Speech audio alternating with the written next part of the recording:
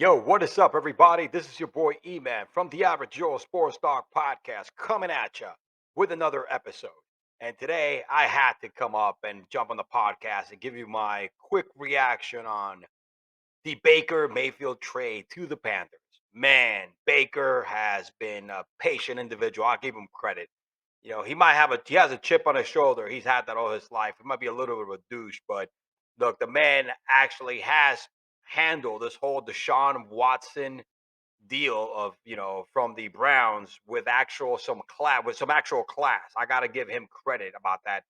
Respect where respect is due, and give credit where credit is due. You can't really like blame the guy. He handled it with a lot of class. Hasn't been really out there. Has said the right things, and finally today, Baker Mayfield gets his wish and is traded to the Carolina Panthers, as it was rumored a couple of weeks ago, to compete for the starting job with Sam Darnold, who's their current starting quarterback. Wow. Huh? How tables turn, how this world is so small. Both Baker and Sam Darnold got drafted in the same class. All right. That's what's crazy.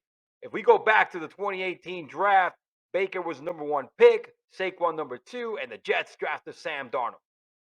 Boom. Fast forward 4 years later, 3 seasons in, well, I believe 4 seasons in, and guess what? Baker Mayfield and Sam Darnold are going to compete for the starting job. All right, quarterback starting job. Look, it was a trade that, at one point the Browns finally gave Baker the break that he needed. They went and gave Deshaun Watson all that guaranteed money, not knowing if he was going to start this year. They signed up Jacoby Brissett, who was their number three quarterback behind Baker, who was found to back up Deshaun Watson for this year, as it was Baker's last year of his rookie contract. And guess what, man?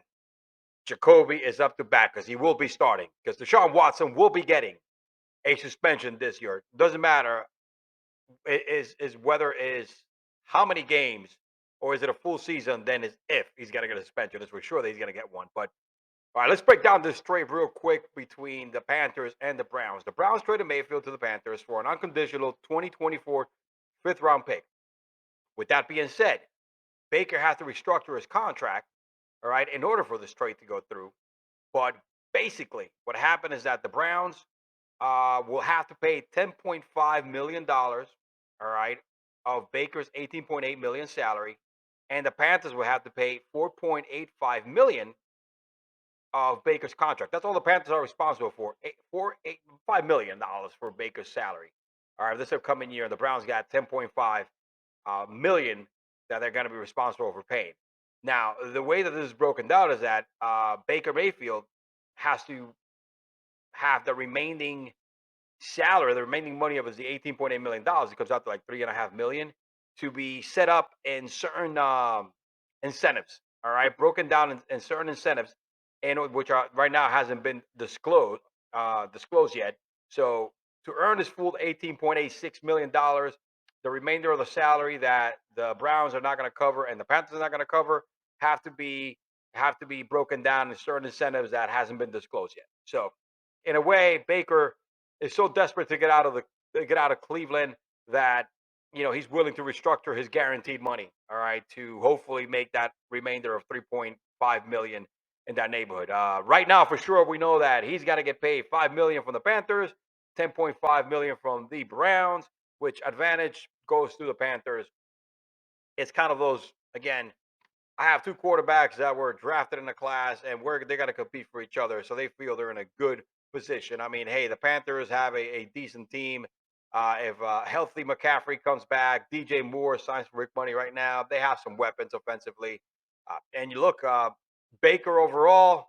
Right now, Baker has been the better quarterback than Sam Darnold in their young career. Granted, Baker has had, believe it or not, the steadier organization. I know when you mention the word steady in the Cleveland Browns, it kind of like slaps you a little bit because there's two words that don't go together. But he's had the better defense to back him up, the better offensive line, the better coaching staff. Nick Chubb, Kareem Hunt, even OBJ, Jarvis Landry. He's had a lot of weapons. Baker has definitely shown that he's put up the better numbers. But like I said, dude, look, the Browns this year, Baker played hurt most of the year, had himself 17 touchdowns this past season, 13 interceptions, 60.5 completion percentage, which is kind of below the average league.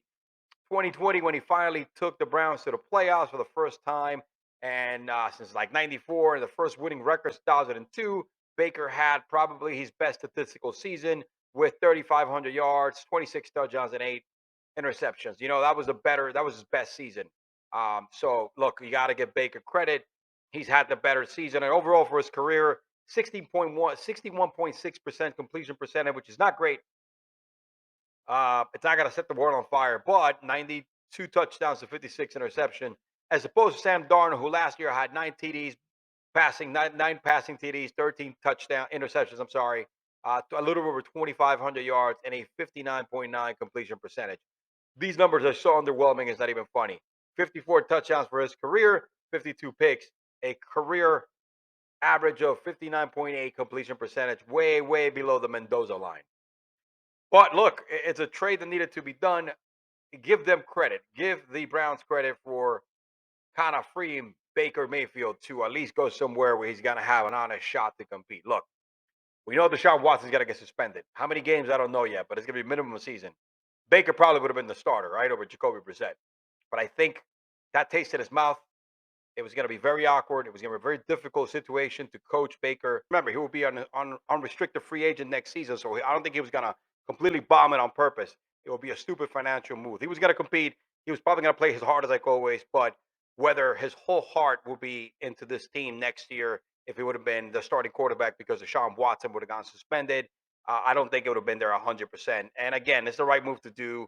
It's the right move for the morale of the organization and also for the image of an organization, not to be a complete douche image by screwing their starting quarterback. Who, believe it or not, Baker is not the best quarterback out there. He turns the ball over. He should have been the number one draft pick to begin with, but the man does give it his all. Plays hurt and has a lot of leadership quality based on that chip on his shoulder. Give him credit. That man did give his soul and his body for Cleveland, and Cleveland completely douched all over him by bringing in Deshaun Watson. Regardless of the fact Deshaun is generational talent, but come on, man, the guy hasn't even solved any of his cases out there, any of his claims. I know he just settled 21 out of 24, 22 out of 24, but at that point he hasn't settled anything yet. And you still went ahead and signed the man and give him guaranteed money, $230 million guaranteed, and told Baker to be like, "Yo, stand by, dude. You're like the redheaded stepchild. I need you to stay in the corner. We'll come back to you later. Don't speak. It is what it is, Baker. We are the owners. We run the team. You're just an employee." Kind of like that way. But Baker handled it with class, believe it or not, as class as an individual he could be sometimes. He handled it with class through his whole ordeal. What's crazy about this is, if you think about this, right? If Baker Mayfield wins the job, all right, the starting job at the Panthers, he will be facing the Browns in week 1. Wow, unreal. He will be facing the Browns in week 1. That's pretty amazing. That is pretty freaking cool, man. In fact, he's going to go in there and the Browns are going to come into town. And guess what? Baker is going to face the Browns in week 1. Now, remember, the Panthers also selected Matt Corral in the 3rd round this draft. Whether, you know, Corral's going to have a shot at all, I think, honestly, I give the edge to the starting job to Baker Mayfield over Darnold. All right. And Matt Corral, of course. So, look, they have 2 quarterbacks that will pick in the top 5 of the 2018 draft. All right. And they have 2 quarterbacks that were supposed to be the next franchise-changing quarterbacks for the drafting for the franchise that drafted them. The Jets for Darnold, and the Browns for Baker. It's funny how the world is, but none of these cats were panned out or achieve what these franchises drafted them to be and to achieve. So again, Baker Mayfield, I give him props. The fact that he handled the situation as good as he could have in order during this whole time in Cleveland. Now, granted, he had some drama with OBJ, Odell Beckham Jr., who doesn't? But, OBJ proved him wrong.